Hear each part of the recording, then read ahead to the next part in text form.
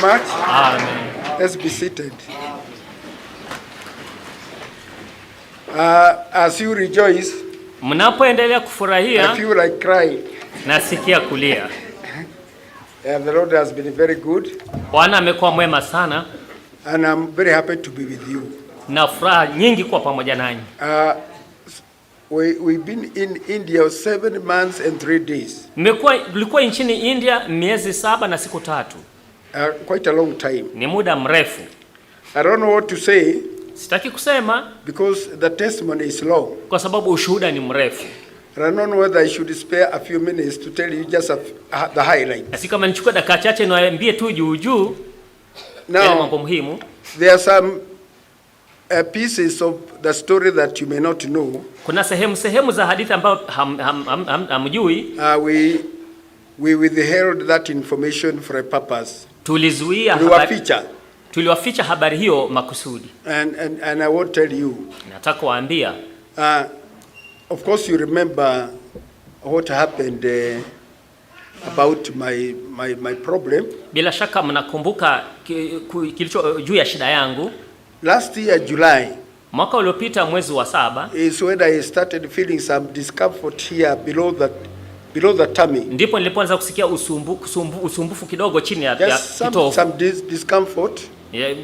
Usumbufu kidogo. And we tried to look for the problem. Na tukajaribu kutafuta shida hiyo for quite many months. Kwa miezi mingi.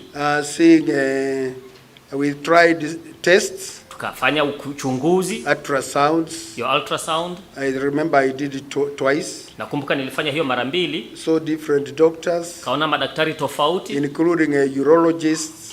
Pamoja. Yeah, urologists. Pamoja ambao wanashughulikia mambo ya figo na nini. We didn't get the problem. Hatukupata shida yenyewe. We did x-rays. Tukapiga x-ray. Finally, mwishowe, in February, mwezi wa 2, is when we discovered the problem. Ndipo tulipogundua shida.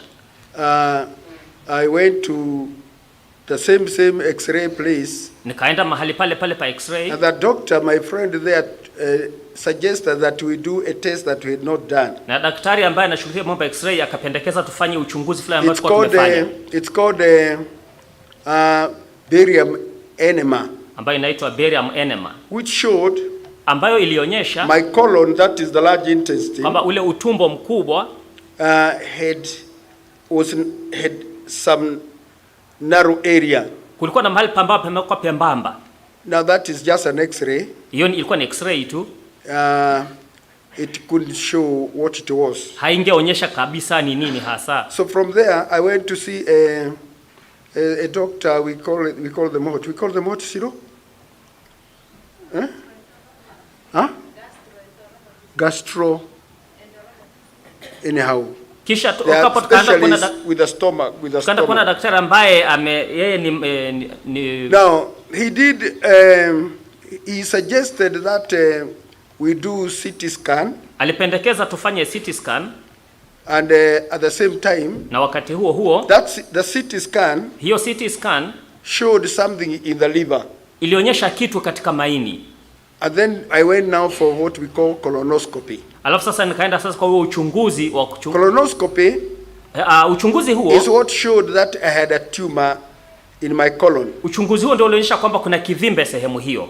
Now then you remember here that Sunday. Mnakumbuka hapa Jumapili hiyo telling you that I was due for surgery. Nikiwaeleza kwamba nilikuwa nimepangiwa kufanywa upasuaji. You remember that, eh? Mnakumbuka hivyo?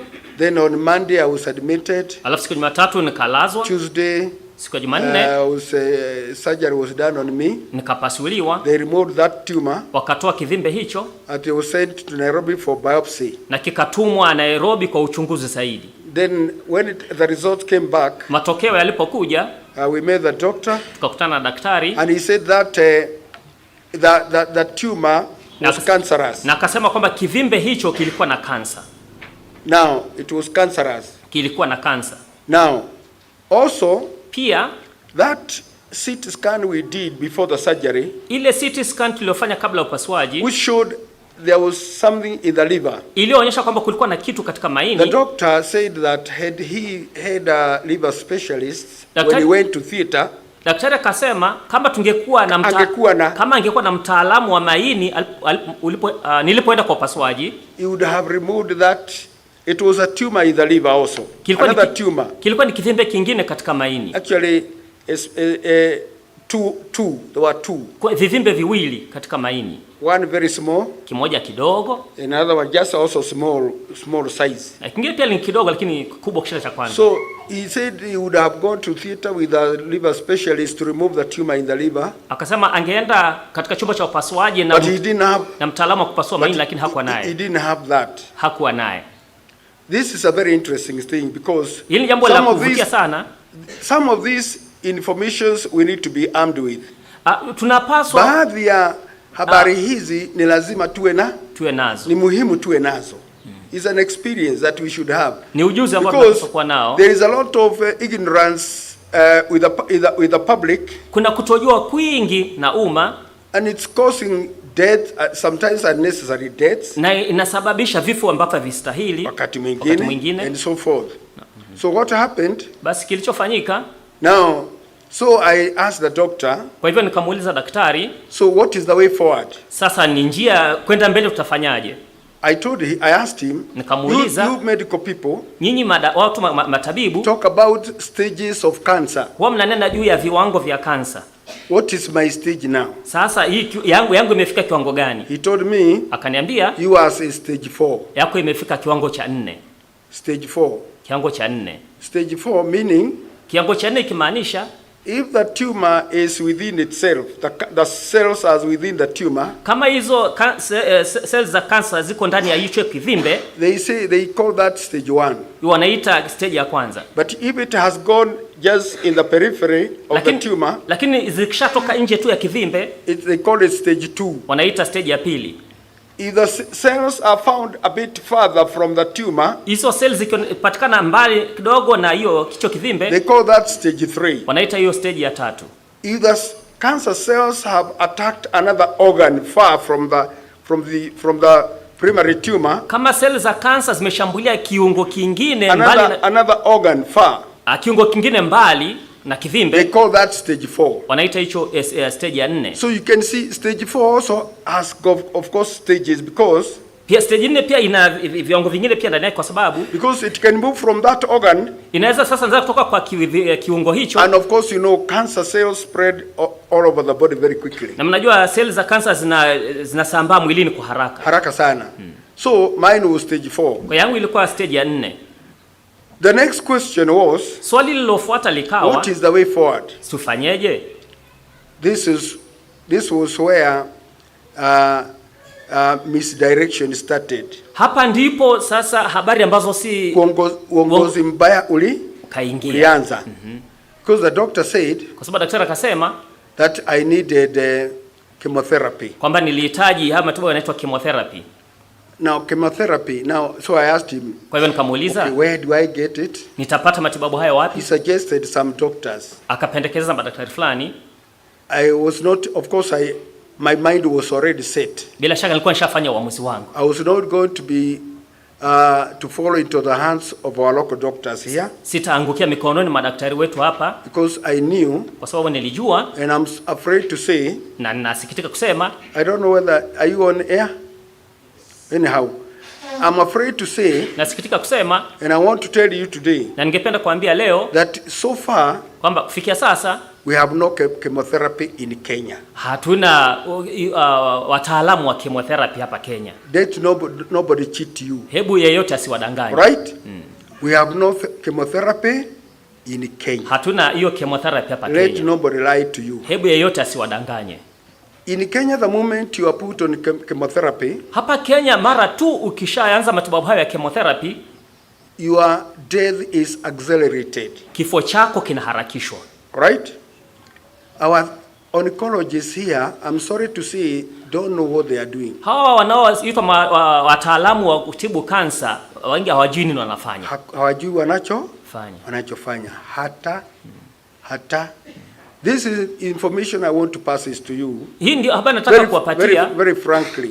Kwa wazi kabisa.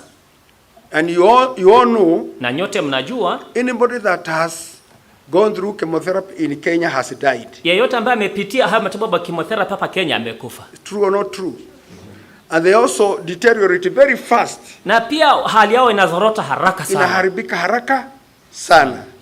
And many other things happen which were not the primary problem. Na mambo mengi hutokea. Huyu mgonjwa anapata shida nyingi sana bazo hazikuwa ndio shida ya kwanza. See, they talk about loss of appetite. Wanasema tunapoteza hamu ya kula. Unashindwa kula. You lose your hair. Nywele inapotea, inaanguka. And many other things. Na mambo mengine mengi. And you die. Na unakufa. So the doctor suggested doctors. Kwa hivyo daktari akapendekeza madaktari. And my mind was set. Na nikawa nishafanya uamuzi.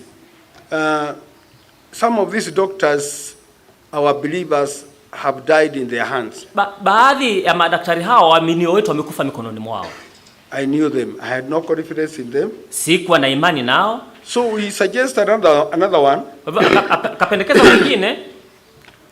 This doctor is in Eldoret. Daktari huyo yuko Eldoret. He opened something they call cancer center here opposite MTC. Alifungua kituo cha kutibu kansa mkabala na MTC. Somewhere inside there.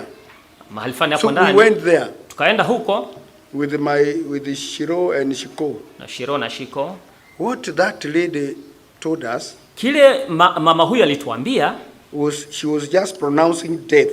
Alikuwa tu anatangaza kifo. Right? We will give you medicine. Tutakupa dawa. We will admit you. Tutakulaza. Start you on medicine. Tukuanzishe dawa. That medicine is given for many hours. Dawa hiyo inapatana kwa masaa kadhaa. If it's not finished by the first day, kama haijamalizika isipomalizika siku ya kwanza kufikia jioni, you spend the night. Utalala huko. We release you the following morning. Tukuachilie siku inayofuata. Number 2. Jambo la pili, sometimes we can lack medicine. Wakati mwingine tunaweza kukosa dawa. Number 3. Jambo la tatu, on the side effects, na madhara yanayotokana na matibabu hayo, your kidneys can fail. Figo zako zinaweza kukosa kufanya kazi. You go without kidney failure, you end up with kidney failure. Unaenda kwa matibabu ukiwa figo zako ni nzuri na unatoka hapo zikiwa zimeharibika. Your kidneys can fail. Figo zako zinaweza kuharibika. You can have vomiting. Unaweza kuwa na kutapika. You can lose appetite. Unaweza kupoteza hamu ya kula. You can lose weight. Unaweza kupoteza uzani wa mwili. You can lose your hair. Nywele yako inaweza kuanguka. Of course, all those statements don't pronounce anything positive. Bila shaka misemo hiyo yote hakuna kitu inanena nini? Mazuri ama kutia moyo. See? So we listened to her, we left. Tukamsikiliza. We went back to the surgeon. Tukarudi kwa ile daktari wa upasuaji. And we told him, na tukamwambia what we have found. Kile ambacho tumejionea ama tumegundua. He seemed to have some information in himself he was not ready to release to us before. Alionekana alikuwa na habari fulani ambayo hakutaka kutuambia kimbele. But he found that we are a bit more awake. Lakini akaona kwamba tulikuwa macho. He confessed, he said, yes, I've been to that place and I wonder whether that lady is a doctor. And he expressed, skepticism. Akakiri kwamba amewahi kuwa huko na anashaka kama mama huyo ni daktari, akaeleza kutoridhika kwake. I told him, nikamwambia, I have decided to go to India. Nimeamua kwenda nchini India. And from there, natoka hapo, we started making arrangements. Tukaanza kufanya mipango.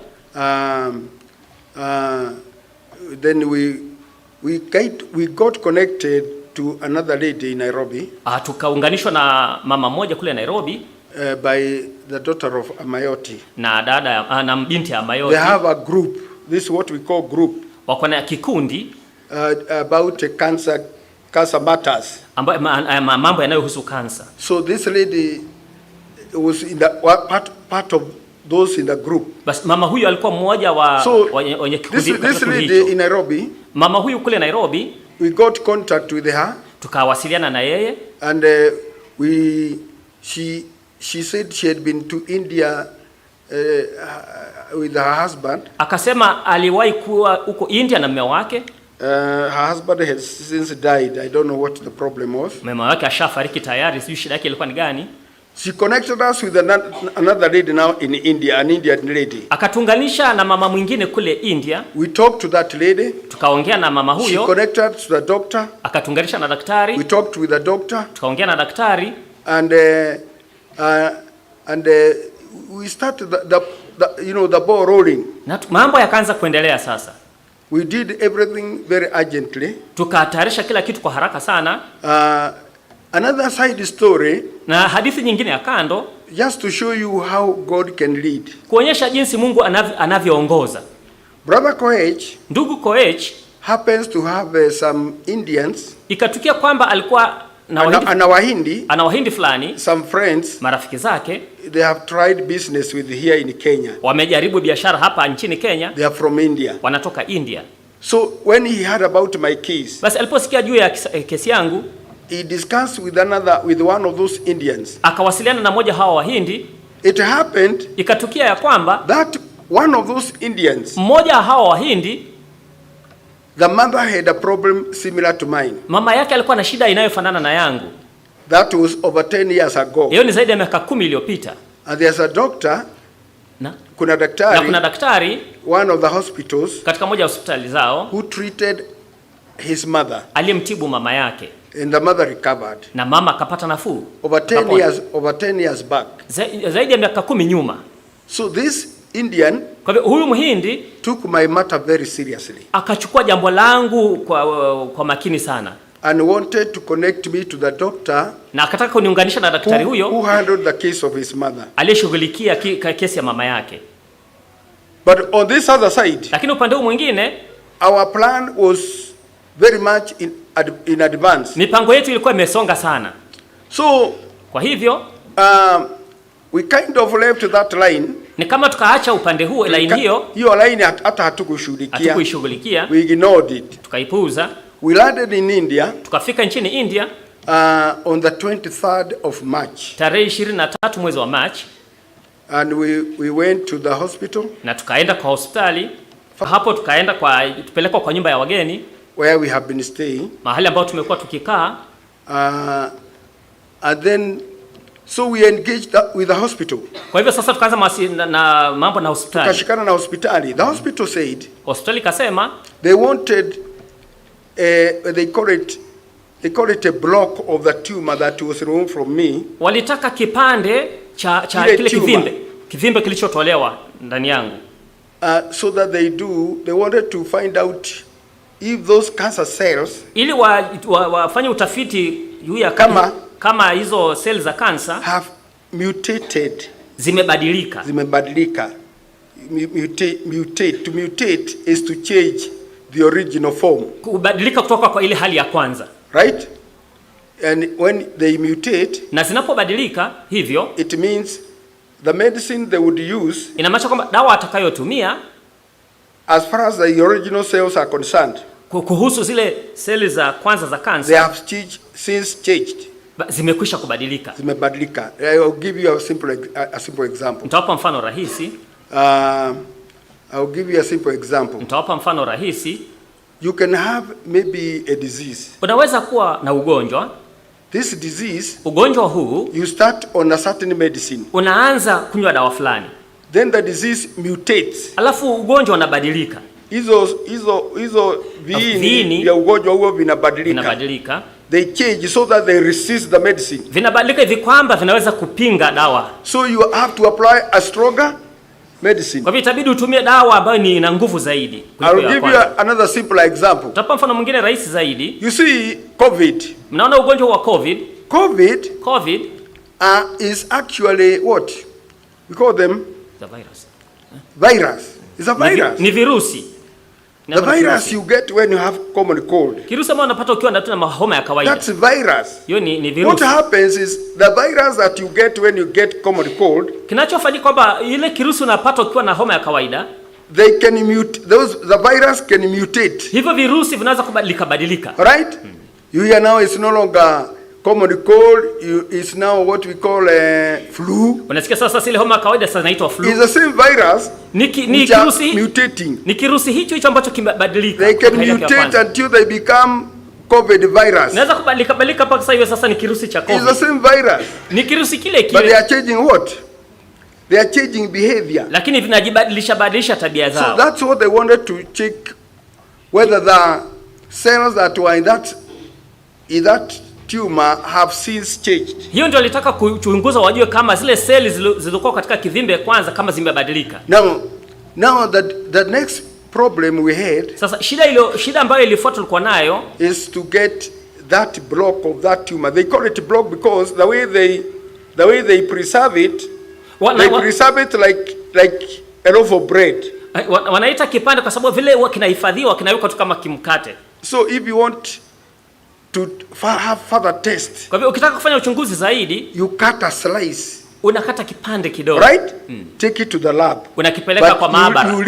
You leave the thing still there, unaacha ile kivimbe kikiwa pale. So this block was in Nairobi in the laboratory where the biopsy had been taken. Sasa kivimbe hivi kilikuwa kimebasalia kwa maabara kule Nairobi, mahali kilikuwa kimepelekwa kufanya uchunguzi. What I learned is that the laboratories don't destroy specimens. Kile nilijifunza ni kwamba maabara huwa haziharibu hizo. I don't know after how long. Sijui ni kwa muda gani.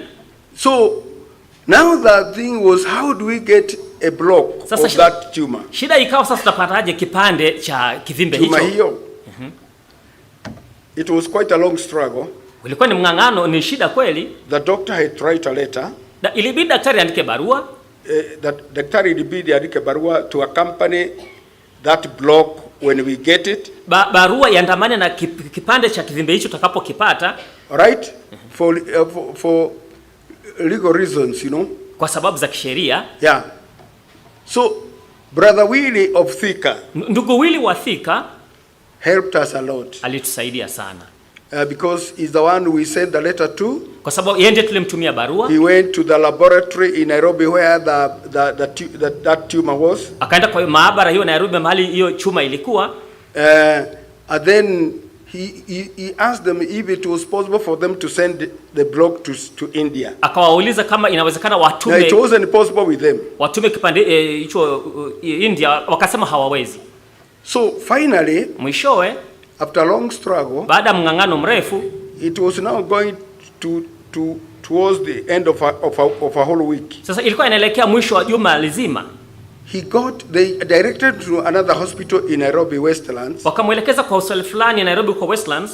And they found a very kind Indian. Wakampata mhindi mmoja mwenye moyo mzuri sana. He said they send their specimens to India. Wakamwambia kwamba huwa wanatuma specimens zao India. And they will send ours. Na watatuma yetu with theirs. Pamoja na zao. Free of charge. Bila malipo. And that's what happened. Na hivyo ndivyo ilifanyika. They were given our address. Wakapewa anwani yetu. And the block was delivered to us. Na kipande hicho kikafika kwetu. We took it to the hospital. Tukakipeleka kwa maabara, kwa hospitali. They took it to the lab. Wakakipeleka kwa maabara. In the meantime, na wakati huo, they suggested that they should start chemotherapy on me. Wakapendekeza kwamba waanze matibabu hayo ya chemotherapy kwangu. Which they did. Na jambo hilo walianza. What happens? Kinachofanyika is that they prepare you. Wanakutayarisha. Different cancers. Kansa aina mbalimbali. You are put the line where they will put the medicine through at different places. Unawekelewa hiyo line watakuwa wanaingizia dawa inawekwa mahali. There are people who are put here. Kuna watu wanawekewa hapa karibu na shingo. Depending on his problem. Kitegemea shida yake. And different places. Mine was here. Yangu ilikuwa hapa karibu na. Just here. Hapa kwa mkono hapa. Here. Hapa. They put a small tube. Hapa waliweka mrija mdogo. Wanaweka mrija mdogo. Very small, like dogo sana. The wire for a car wiring. Kama wire inayotumika ndogo kama ya kuweka stima kwa gari. Of course it's a tube. But ni mrija. Very small. Mrija lakini mdogo sana. It is put through here. Unaingizwa hapa. Through, I don't know where it passes here. Sijui unapitia wapi. And it ends in the heart. Na unafika kwa moyo. You don't know it's in that because you don't feel anything. Wewe hujui uko mrija uko ndani moyo. Even when they are inserting it, you don't feel anything. Hata wakati wanauingiza husiki. You are put under a machine. Unaweka kwa machine. They put it through. Wanaingiza mrija huo. And the matter ends there. Na mambo yanaishia hapo. They X-ray to see the line is properly fixed. Wanapiga x-ray ni kwamba mrija huo umewekwa vizuri. And then I was admitted. Kisha nikalazwa. I was given chemotherapy. Nikapatiwa chemotherapy. And I was to be admitted for them to monitor me because it's the first time. Na ikabidi nilazwe ili waweze kunichunguza kwa ilikuwa mara ya kwanza. So I was in the hospital on Saturday. Nikawa hospitalini siku ya Jumamosi. And Sunday. Jumapili. Discharged on Monday. Na nikaachiliwa Jumatatu. That's when Brother Koech came to India. Hapo ndipo ni wakati ndugu Koech alikuja India. We were with him in the ward for the 2 days. Tukawa naye kwa ward kwa siku 2.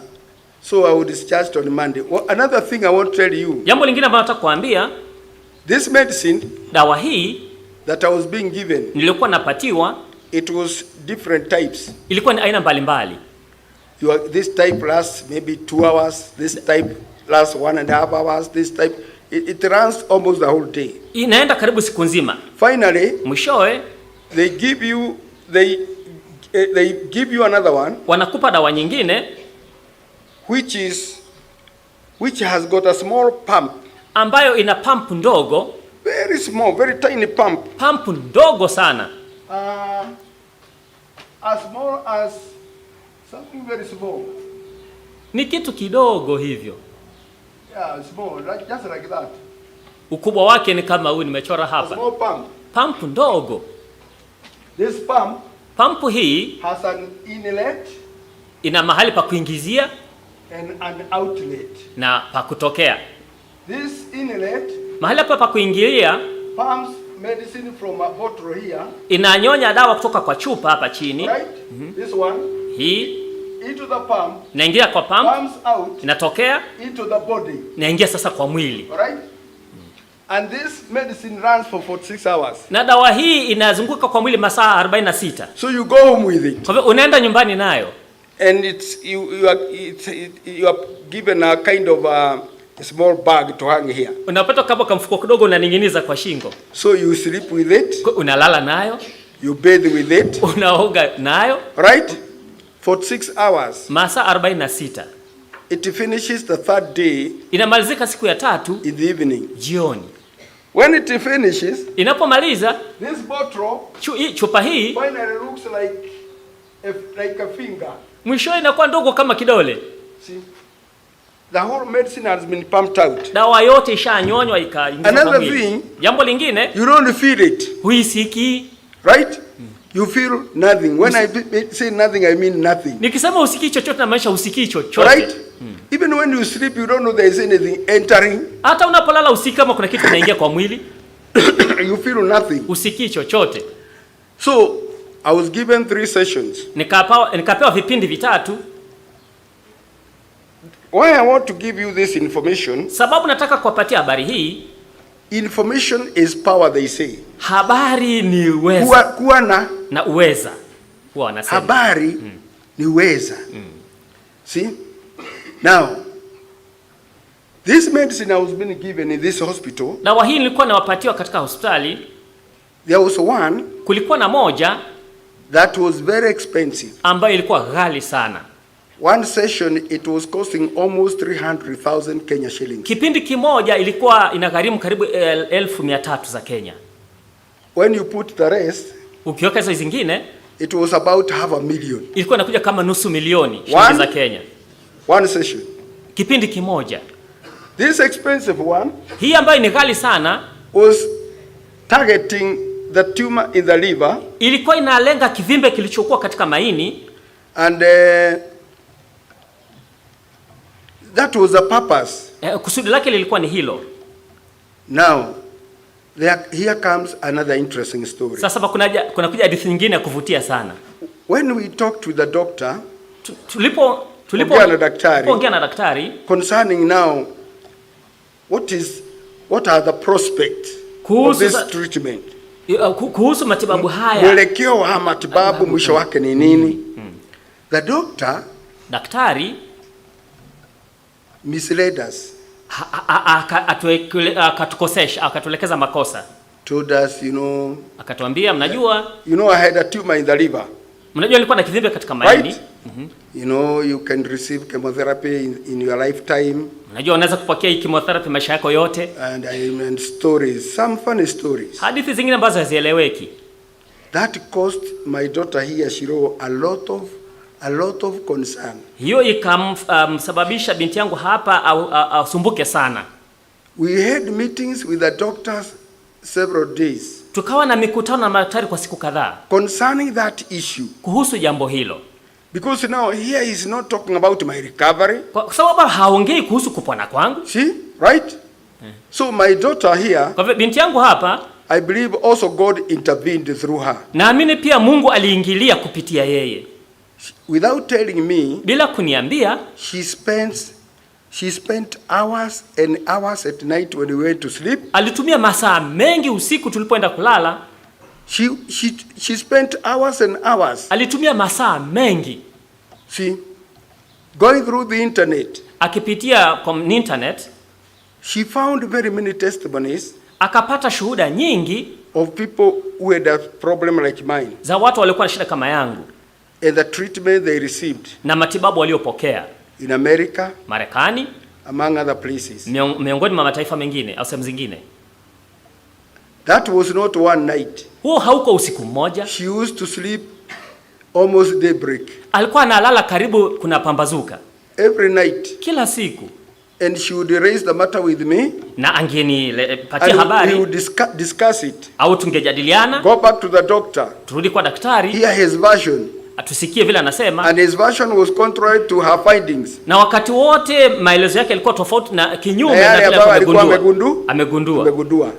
And you know this internet testimonies were practical. Na mnajua hizi shuhuda za internet zilikuwa ni halisi. Of many people. Za watu wengi. Many years. Miaka mingi.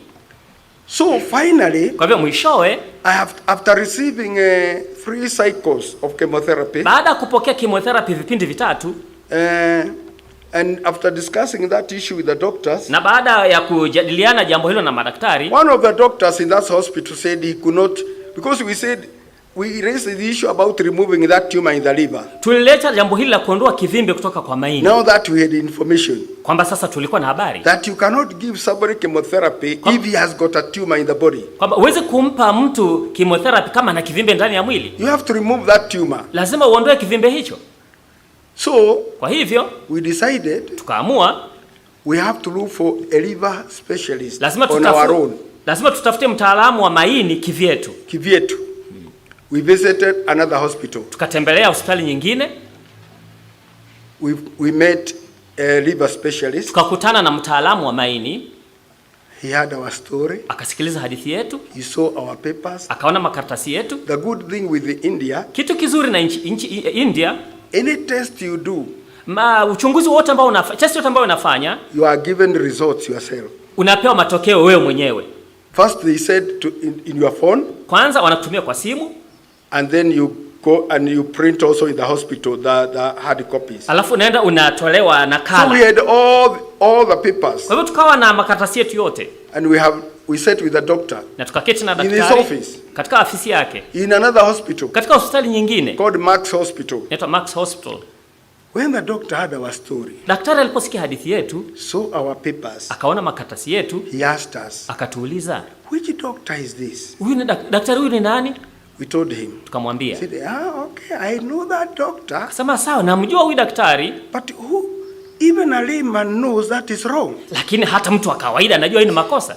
To give you chemotherapy when you got a tumor. Kukupa chemotherapy ukiwa na kivimbe. Even a layman knows that is wrong. Hata mtu wa kawaida anajua hii ni makosa. So we changed our hospital. Tukabadilisha hospitali yetu. I wrote those doctors a text message. Nikawaandikia madaktari hao ujumbe mfupi. And I told them. Na nikawaambia. I believe I still need surgery. Naamini bado nahitaji upasuaji. To remove the tumor in my liver. Kuondoa kivimbe katika maini yangu. Where of course they don't receive it kindly. Hawakuipokea vizuri. Apart from their profession, it's loss of business, you know. Kando na utaalamu wao ni biashara wanafanya. Wamepoteza. So we landed in another hospital. Sasa tukaenda kwa hospitali nyingine. It's called Max Hospital. The other hospital is called Fortis. Ile Maxwell ile ingine ilikuwa inaitwa 40s. 40s. Yeah. FORTI 40s. 40s. Yeah.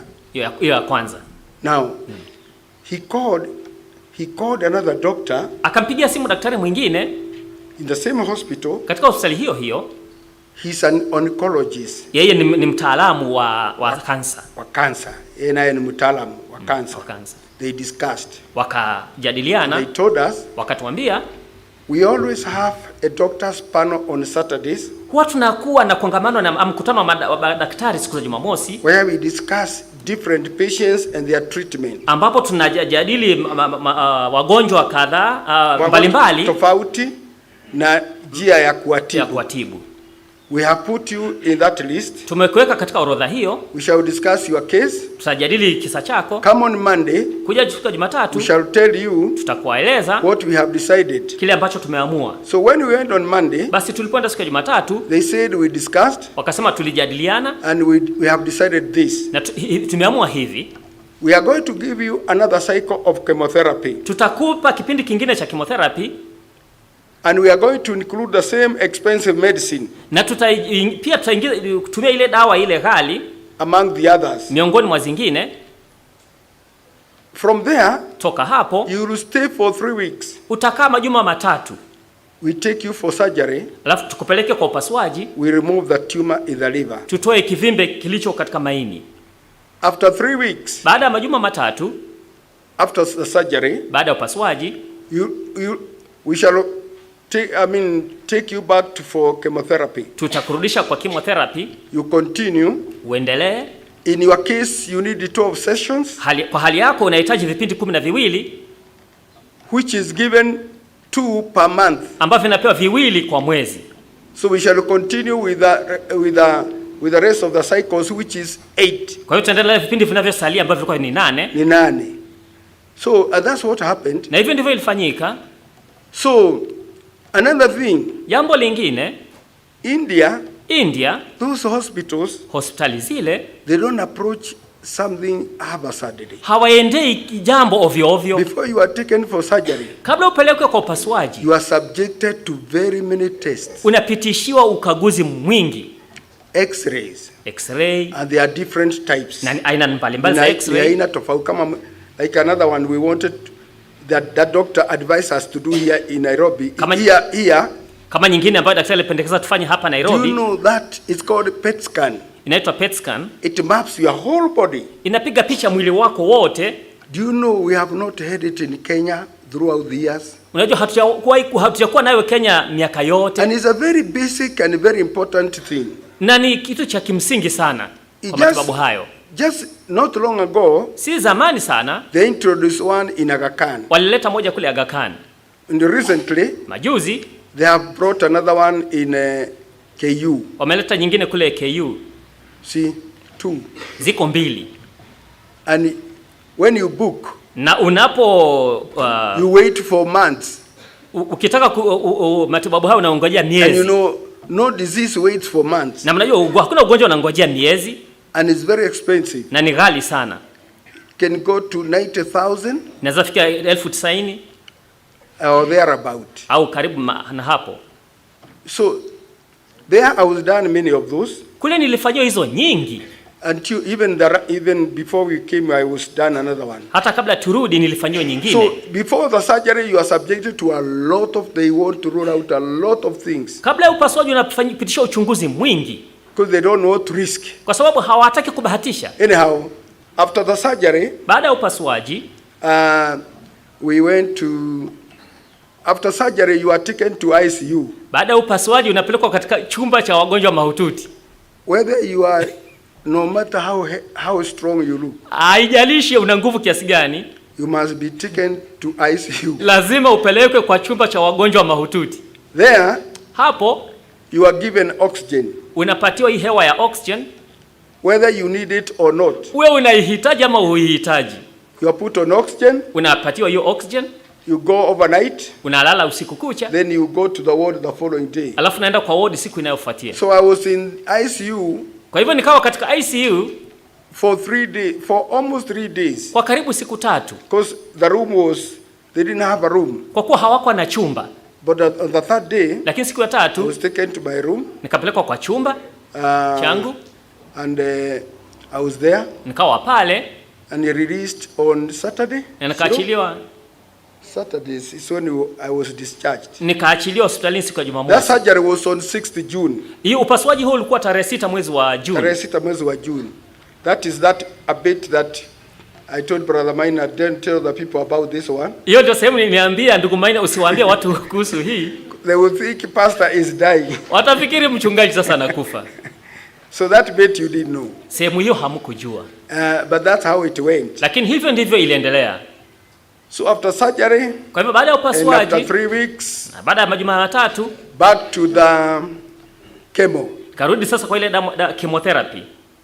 This hospital is in New Delhi. Hospitali hii iko mji wa New Delhi. But they have another one. Lakini wako na nyingine near where we are staying. Karibu na mahali tulikuwa tunakaa.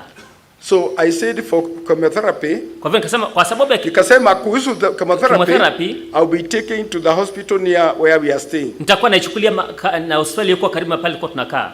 It's still their hospital. Bado ni hospitali yao. But for major issues, lakini kwa zile shughuli kubwa, mambo makuu yao, they do it in Delhi. Wanafanyia kule Delhi, which is the bigger hospital. Ambayo ni hospitali kubwa. So I went on with the chemotherapy. Kwa hivyo nikaendelea na chemotherapy. It is quite intense. Nini? Because I was taking it, the second round I was taking it on Tuesdays. Kipindi cha pili, mara ya pili kwa napata siku za Jumanne. Jumanne. So you go for chemotherapy Tuesday. Kwa hiyo naenda kwa chemotherapy siku ya Jumanne. You take your medicine the whole day. Nachukua dawa yako siku nzima. You are released with that medicine with a pump. Unaachiliwa na ile dawa ambayo inatumia pump. In the evening. Jioni. For 6 hours the third day. Masaa 46 siku ya 3. You come back, they remove it. Unarudi hospitali wanatoa. 7 days later they do a certain test on blood. Siku 7 baadaye wanafanya ukaguzi fulani kwa damu. 7 days later, siku 7 baadaye, or 6 days later, au siku 6 baadaye, they do another several tests on blood. Wanafanya ukaguzi kadhaa kwa damu. On blood they will check on your liver, they will check on your heart and the many things. Kwa damu wangechunguza maini na mambo mengine mengi. And also the cancer cells. Na pia wanakuwa wanafanya uchunguzi kwa hizo cells za cancer. Whether the treatment is working or not. Waone kama matibabu yanafanya kazi au hayafanyi. And that is a routine throughout. Hivyo ndivyo ilikuwa wakati wote. 12 times. Mara 12. So the last one was on 4 this month. Mara ya mwisho ilikuwa tarehe 4 mwezi huu. That's when I finished. Hapo ndipo nilimaliza. There is that PET scan I was talking about. Kuna hiyo PET scan ambayo nimenena juu yake. They say they would want you to repeat that x-ray for every 3 months. Walisema unapaswa uwe unarudia x-ray hiyo mara for the first 1 year. Every 6 months for the second year and so forth. Inapaswa uwe unairudia hivyo. And then after 5 years, alafu baada ya miaka 5, then they can say that thing really went. Wanaweza kusema kwa kweli ilienda imeisha kabisa. That is their routine. Huo ndio mpangilio wao. So the doctor advised that since I was supposed to take another PET scan in November. Kwa kweli nilikuwa natarajia kuchukua PET scan nyingine mwezi wa Novemba. He suggested we do one. Akapendekeza tufanye moja. That's what also delayed us. Hiyo pia ndio ilituchelewesha kidogo. Because after chemotherapy I had to stay for 2 weeks before they did this other x-ray. Kwa sababu baada ya chemotherapy ilibidi nikae majuma mawili kabla tufanye hiyo x-ray. So that's how my treatment has been. Hivyo ndivyo matibabu yangu yamekuwa. And another good news, na habari nyingine nzuri njema, is that all the tests have been good. Ni kwamba ukaguzi wote umeonyesha kwamba mambo yako sawa. Be it blood, be it blood, iwe ni damu, be it MRIs, iwe ni MRI, PET scans, all the x-rays zote. I've done also colonoscopy. Nimefanya pia ukaguzi wa huo utumbo. Everything shows everything is okay. Kila kitu kinaonyesha mambo iko sawa. Even when they remove that tumor from the liver, they send it to the lab also. Hata walipotoa kile kivimbe kutoka kwa maini walikipeleka kwa maabara pia. To see if they removed the whole thing. Kuona kama walitoa kivimbe chote. See, so everything has been very, very positive. Basi kila kitu kimekuwa kinaonyesha mambo ni mazuri. Nothing has ever been negative. Hakuna kitu ambacho kilionyesha kwamba kuna kasoro au shida. Another thing, na jambo lingine, I have never had any side effect. Sijakuwa na shida zingine za kando. Not one. Hata moja. I have never had nausea. Sijakosa hamu ya kula chakula. Rather nausea. au kichefuchefu. I have never had a lost appetite. Sijapoteza hamu ya kula. There, kule, the doctor tells you eat anything. Daktari anakuambia kula chochote. Eat anything. Kula chochote. Here you are told don't take milk. Hapo unaambiwa usinywe maziwa. Milk will aggravate cancer. Hata maziwa yataongeza kansa. See? There the doctor tells you eat anything. Kule daktari anakuambia kula chochote. So I've been eating anything. Nimekuwa nikila chochote. But India food is a problem. Lakini kule India chakula ni shida. A big problem. Shida kubwa. You miss food. Unakosa chakula. We lived on a very narrow routine. Tuliishi tukila vyakula vichache sana. Rice, chele, awali, peas, minji. Their cabbage is dry. Cabbage yao ni imekauka. See? Cabbage. There's what we call kamande. By the way, the only thing good they have is kamande. Their kamande is very good. Dengu mnaita kamande. Theirs is very good. Yao ni nzuri sana. Then there is ugali. Ugali, the ugali, they have no ugali. Hawana ugali. They have some variety of wheat. Wako na ngano. Aina fulani ya ngano. They grind. Wanaisiaga. And it produces coarse flour. Na natoa unga ambao si mororo sana. Yeah.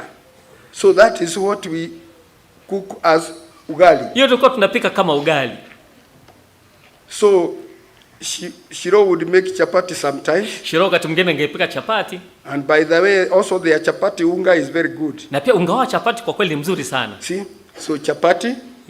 Weko tunakula chapati. Rice. Wali, wa mchele. And ugali. Hivyo vyakula vitatu tu. You live on that. Unaishi kwa hiyo. Their meat. Nyama yao. Indians. Wahindi. Don't have beef. Hawana nyama ya ng'ombe.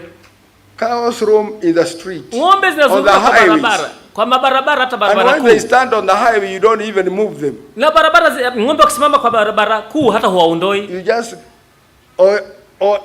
they lie in the middle of the road. Au wanalala katikati ya barabara ya lami. See? They roam everywhere. Wanazurura kila mahali.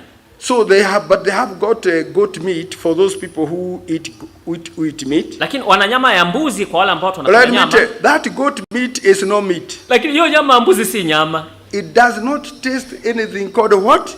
Meat. Haina ladha ya kile tunaita nyama. And then they have chicken. Alafu wana kuku. They have got fish. Wana samaki. So that is your menu. Hiyo sasa vyakula vyako ni hivyo tu. Milk. Maziwa. You have got to look for the type that is good. Lazima utafute ile aina ambayo ni nzuri. They have some milk very bad. Wana maziwa mengine mbaya. And they also got buffalo milk. Pia wana maziwa ya nyati. Buffaloes are reared everywhere. Even where we are been staying, they are just reared out there. Nyati wanafugwa kila mahali, hata mahali kwa tunakaa walikuwa wanafugwa hapo nje.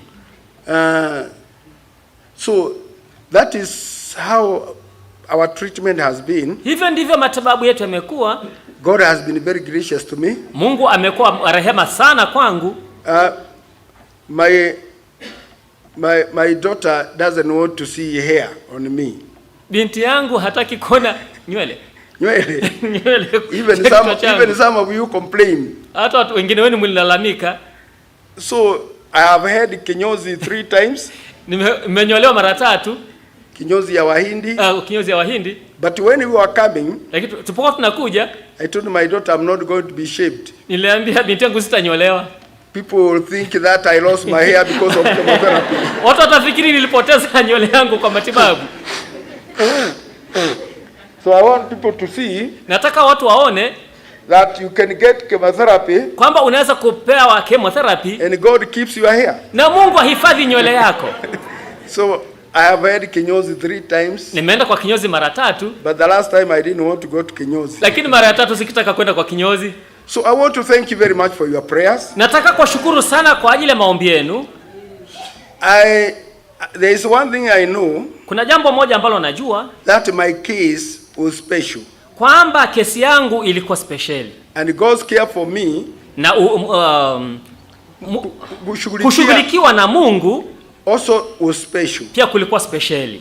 I have told you I have not had any problem. Nimewaambia kwamba kwa kweli sijakuwa na shida yoyote. Even when I went for surgery, hata nilipoenda kwa upasuaji, I didn't have any pain. Sikuwa na uchungu wowote. And I didn't need any. My daughter here has only been cooking for me. Binti yangu hapa amekuwa akinipikia and washing our clothes. Na kifua nguo zetu. Now India life is very expensive. India maisha ni ghali. The guest house we've been living, nyumba ya wageni ambayo tumekuwa tukiishi, we pay around 130,000 Kenya shillings per month. Tulikuwa tunalipa pesa za Kenya 1130 kwa mwezi. A lot of money. Pesa nyingi sana. You find sometimes a small room. Wakati mwingine unaona chumba kidogo, like where these brothers are sitting, that floor there. Kama ndugu wanaketi hapo sehemu hiyo. A bedroom. Ati chumba cha kulala. And another very tiny room. Na chumba kingine kidogo. With a very small place for cooking. Kikiwa na mahali padogo pa kupikia. Which has no window. Hakina madirisha. And a very small sitting room. Na sebule ndogo. The same place. Sehemu hapo tu. You pay 90,000 Kenya shillings per month. Unalipa 90,000 za Kenya kila mwezi. See? So they also exploit foreigners because pia wao huwa wanaonea wageni kwa sababu the Wahindis. Wahindi. See? But in some places, lakini sehemu zingine, like where we have been living, kama mahali ambapo tumekuwa tukiishi, we are given gas free, cooking gas free. Tunapewa gasi ya kupikia bila malipo. Water, maji, electricity, stima. They are also responsible for beds and beddings. Pia wanashughulikia vitanda na matandiko. They wash sheets. Wanafua hata shuka za kitanda. They are the ones who make beds. Wao ndio wanatandika vitanda. They are the ones who clean the place. Wao ndio wanasafisha mahali hapo. Wahindi. Those people are diverse. Watu wale ni tofauti sana. Ndio tofauti sana. That hivi kwamba the poor are very poor. Kwamba maskini ni maskini kabisa. You have never seen that kind of poverty. Hamujawahi kuona umaskini aina hiyo. It's a picture that you don't want to entertain in you later. Ni picha ambayo hutaki hata irudi mawazoni mwako baadaye. Right? Also they seem to be paid, those who are employed seem to be paid very poorly. Inaonekana wale waliajiriwa pia hawalipwi vizuri. Because you find somebody is very emancipated. Kwa unaona mtu amekonda, ameisha. See, doesn't have even good shoes. Hata hana viatu vizuri. So it's a country of diverse. The rich are extremely rich. Ni nchi ambayo ina mambo upande zote inaenda kabisa. Matajiri ni matajiri kweli kweli. But the poor, lakini maskini, there are families, many who live on the road. Jamii nyingi, familia nyingi zinaishi kwa barabara. Naishi kwa barabara. and on the verandas. Na kwa mavaranda. Extremely, they also don't go to school. Pia hawaendi shule. Hawaendi shule. You know, we talked about castes here. Tulinena juu ya matabaka hapa. See, they believe God made them like that. Wanaamini Mungu aliwaumba hivyo. So theirs is just to beg. Kwa hiyo hao tu ni kuombaomba. You find small children. Unaona watoto wadogo 8 years, miaka 8, 5 years, miaka 5, with the parents on the street begging. Wakiwa na wazazi wao barabarani wakiombaomba. And she's carrying another baby here. Na hapa nabeba mtoto mwingine. A baby with the legs as thin as wire. Mtoto ambaye miguu yake imekonda kama waya. The mother herself is another wire. Mama mwenyewe ni waya nyingine. Is extreme. Ni yani ule uchochole kabisa. We don't want to see. We don't have such poverty in Kenya. Hatuna umaskini aina hiyo hapa nchini Kenya. See? So may the Lord bless you very much. Bwana awabariki sana. I thought to come and at least allay your anxiety. Nilifikiria nije niondoe wasiwasi wenu na hamu zenu. Na hamu yenu. We arrived on Wednesday. Tulifika siku ya Jumatano. Very tired. Tukiwa tumechoka sana. We left the guest house at 1:30 p.m. Tuliondoka chumba hicho cha wageni saa 7:30 ya mchana on Tuesday. Siku ya Jumanne. Went to the airport. Tukaenda uwanja wa ndege. We left the airport at almost 10 p.m. Tukaondoka uwanja wa ndege karibu saa 4 usiku. Saa 4 usiku. We came to Dubai. Tukafika Dubai. We arrived there almost midnight. Tukafika karibu usiku wa 8. We were in the airport there. Tukawa hapo uwanja wa ndege the whole night. Usiku wote. And we left Dubai about around almost 10 a.m. 10 in the morning. Tukatoka Dubai saa 4 asubuhi siku iliyofuata, siku ya Jumatano. We arrived in Nairobi around 2 p.m. Tukafika Nairobi kama saa 8 mchana. So we 24 hours. Masaa 24. We were very tired. Tulikuwa tumechoka sana. And we don't, that's why I would ask you to bear with us. Ndio sababu ninaweza mtuvumilie. Also, pia we kept our coming date secret. Tuliweka siku ya kurudi kwetu siri deliberately. Makusudi. We didn't want you people to be involved coming to meet us in the airport and people will wonder whether the Pope has visited Kenya. Hatukutaka mmekuja pale kutulaki uwanja wa ndege watu washangae kama ndi Pope anakuja. See? So we wanted to avoid that. Tulitaka kuzuia hiyo. So we kept the date what? Tukaweka siku ya kurudi kwetu siri. It was not in any bad faith. Hatukuwa na kusudi lote baya. And I'm sure you understand. Na naamini mnaelewa. So we came quietly. Tulikuja polepole. Just the way we went. Kama tulivyoenda. Finally, mwishowe, I want to very specially thank you. Nataka kwa njia speciali kwa shukuru sana. First for your prayers. Kwanza kwa maombi yenu. Because I know. Kwa sababu najua God has answered your prayers. Mungu amejibu maombi yenu. Number 2. Jambo la pili. You have contributed your resources. Mumechangia rasilimali zenu, pesa zenu. A lot of money. Pesa nyingi. For my treatment. Kwa ajili ya matibabu yangu. I want to pray. Nataka kuomba. That God rewards you. Kwamba Mungu awathawabu. Now, awalipe. This is a miracle. Huu ni muujiza. You may not maybe understand it, but when you sit down at home, ponder over this. Wenda pengine usielewe, lakini utakapoketi nyumbani kwako tafakari juu ya jambo hili. The world, ulimwengu yani wasioamini spent months and months raising money. Huchukua miezi mingi wakichangisha pesa for treatment of a friend, of a loved one. Kwa matibabu ya rafiki au mpendwa. And you know they are among them, they are millionaires. Na mnajua miongoni mwao kuna mamilionea. But what God has done through you. Lakini kile Mungu amefanya kupitia nyinyi. See, it's a miracle. Ni muujiza. I am very, very, very, very grateful. Ninamshukuru sana Mungu. My daughter here is very much impressed of the believers. Binti yangu hapa amevutiwa sana na waaminio. Very much impressed. Vutiwa sana. They knew that he is a friend of the believers. Walijua dadi ni rafiki wa waaminio. But at least my daughter there didn't know it was to that extent. Lakini binti yangu hapa hakujua ni kiwango hicho. See, we are very, very grateful. Tunawashukuru sana. When I say that, I mean here in our church. Ninaposema hivyo namaanisha hapa kanisani kwetu. Kampala Church. Kanisa la Kampala. Thika Church. Nairobi Church. Kanisa la Nairobi. And all the other churches, our sister churches. Na makanisa yale yetu mengine yote. Who have been involved. Ambao wamehusika. I'm very, very grateful. May the Lord bless you very much. Nawashukuru sana, Mungu awabariki sana. Now, personally, I take it that God is not through with me. Binafsi nachukulia kwamba Mungu hajamalizana na mimi. And let me tell you. Na hebu niwaambie. In my heart. Katika moyo wangu. I have, my vision is renewed. Ono langu limefanywa lipya. My determination. Kujitolea kwangu. Is increased, has increased. Kumeongezeka. And I have one agenda. Na nina lengo moja tu. That agenda I'm going to pursue. Na hilo nitalifuatilia. How I can serve the Lord better. Jinsi ninavyoweza kutumikia Mungu bora zaidi. If it is one more day that he wants me to serve him. Hata kama ni siku moja zaidi tu. 1 year. Ambapo nimtumikie mwaka mmoja. My prayer has been. Ombi langu limekuwa. That it may be real perfect service. Hebu iwe ni ibada kamilifu. And he is the only perfect one. Na yeye ndio wa pekee aliye mkamilifu. He be the one serving. Ambaye ndiye ninayemtumikia. Awe ndiye anayetumikia because that's how the scripture says. Hivyo ndivyo maandiko yanasema. No man serves other people. Hakuna mtu anayetumikia watu wengine. God serves us through a person. Mungu hututumikia kupitia mtu. Right?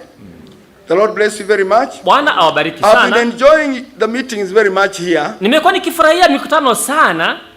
Very much. Sana. I've been listening to the sermons here every Sunday. Nimekuwa nikisikiliza mahubiri kutoka hapa kila Jumapili. I start with you. Ninaanza na nyinyi. I end with you. Na namaliza na nyinyi. And I cannot believe my ears. Na siwezi kuamini masikio yangu that those things are the way they are. Kwamba mambo haya yako vile yalivyo.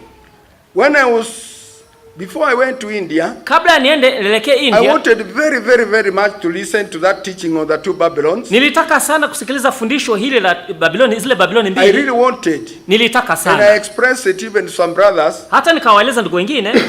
But I didn't get time. Lakini sikupata wakati. So when you have been playing that sermon or that teaching, wakati mmekuwa mkicheza fundisho hilo, I have been very excited. Nimekuwa na msisimuko mkubwa. And I have learned a lot. Na nimejifunza mengi. And I have seen it and I have seen the whole thing even in a deeper way. Na nimeelewana jambo lote hata kwa njia kilindi zaidi. So I don't want to waste any more time. Sitaki kupoteza muda zaidi. Today, leo, allow me to sit in your midst. Muniruhusu niketi miongoni mwenu and listen to God's teaching. Tusikilize fundisho la Mungu au mafundisho ya Mungu. Soon, karibuni, we shall embark on maybe have one sermon. Tutarudi pengine tuwe na mkutano mmoja. We have one sermon. Tuwe na mkutano mmoja. And then we listen to the teaching. Alafu tusikilize mafundisho until we are through with it, because I want us to be through. Tumalize. Kwa kuwa nataka tumalize hili. According to the confessions I have had with the believers, kutokana na shuhuda ambazo nimesikia kutoka kwa waaminio, is that you are seeing this thing in a new way. Ni kwamba mwanaliona jambo hili kwa njia mpya. Kwa njia mpya. People have been confessing, oh, I didn't get it like that the other time. Watu wamekuwa wakikiria kwamba sikuipata hivyo mara ya kwanza. See, it is very exciting. Inasisimua sana. We must know where we came from. Lazima tujue mahali tulitoka. Where the devil started. Mahali Ibilisi alianza. His end. Na mwisho wake. And what he's doing today. Na kile ambacho anafanya leo. These things you've seen it here. Mambo haya mmeyaona hapa. Yako hapa. Yako hapa. Right? It's in this Bible. Yako katika Biblia hii. Places that you could not understand before. Sehemu ambazo hungeelewa hapo awali. But now. Lakini sasa. The Lord himself. Bwana mwenyewe. Wants us to get the whole thing. Anataka tupate picha yote. In the church ages. Katika nyakati saba za kanisa. The church ages. Katika nyakati saba. You know the Lord, the prophet touched on the two Babylons. Unajua nabii aligusia zile Babiloni mbili. Have you seen that now? Je, umeona hiyo sasa? He touched on it. Alizigusia. Now what we have done. Sasa kile ambacho tumefanya. God wants us to see the whole thing in its entirety. Mungu anataka tuone jambo lote kabisa, lote. Jambo lote likiwa lote. Because if you read the church ages, kwa sababu ukisoma nyakati za kanisa and you read those pieces, na usome sehemu hizo, you kind of get lost. Kama unapotelea hapo. But you see now, lakini unaona sasa, we got now the insight the Lord gave the prophet. Sasa tunapata ule ufahamu wa ndani Mungu aliyompa nabii. Right? When you read the church ages, now you understand. Ukisoma sasa nyakati za kanisa sasa unaelewa. When you read the Old Testament, now you understand. Ukisoma agano la kale sasa unaelewa. When you read why Jeremiah was complaining, now you understand. Ukisoma mahali na ni kwa nini Jeremiah alikuwa akilalamika, sasa unamuelewa. Unamuelewa. Why the prophets were killed. Kwa nini manabii waliuawa? And the spirit that killed them. Na roho iliyowaua. Now you understand. Sasa unaelewa. Right? God wants us to understand him. Mungu anataka tumuelewe. He wants us to understand this book. Anataka tuelewe kitabu hiki. Right? He wants us to get the revelation of this. Anataka tupate ufunuo wa hii. He wants our faith founded on the revelation and that alone. Anataka imani yetu ijengwe juu ya ufunuo na hiyo tu. So God bless you very much. Bwana awabariki sana. As we enjoy tunapoendelea kufurahia the revelation of the Holy Spirit. Ufunuo wa Roho Mtakatifu.